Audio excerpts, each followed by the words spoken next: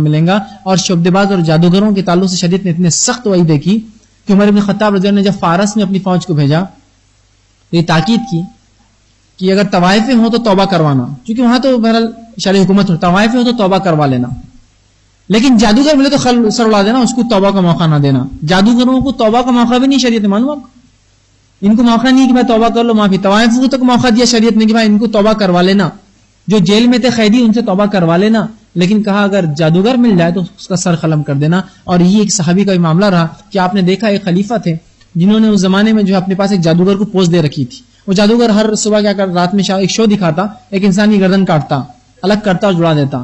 جب یہ صحابی رسول کو معلوم ہوا, یہ آخری صحابہ میں سے, ان کو پتا چلا تو یہ وہاں چلے گئے محل میں اور تلوار چھپا لی. جو بھی اس جادوگر نے اس آدمی کا سر الگ کیا اور جڑا دیا اور اس کے بعد وہ آدمی کھڑا ہو گیا, یہ صحابی اندر اترے, تلوار نکال کے اسی گردن مار دی اور کہا اب اس سے کہہ دو اپنی گردن جڑا لے, کیونکہ اس سے مسلمانوں کے عقیدے برباد ہو رہے تھے. اب کہاں جڑا سکیں گے؟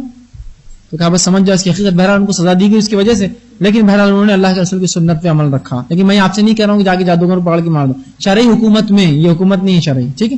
تو بہرحال تو جادوگروں کو معافی بھی نہیں یاد رکھی. تو یاد رکھیے ایسا اگر کوئی کام کرتا ہے کسی کا منہ بند کرانے, آواز بٹھانے, گواہی چھپانے, زمین مارنے, تو یہ امن ہو تو سکتا ہے کہ تو جادو کا اثر ہوتا ہے, کلمات کا اثر ہے, یہ بات طے ہے شریعت میں, لیکن یہ کام کرنا حرام اور کفر ہے.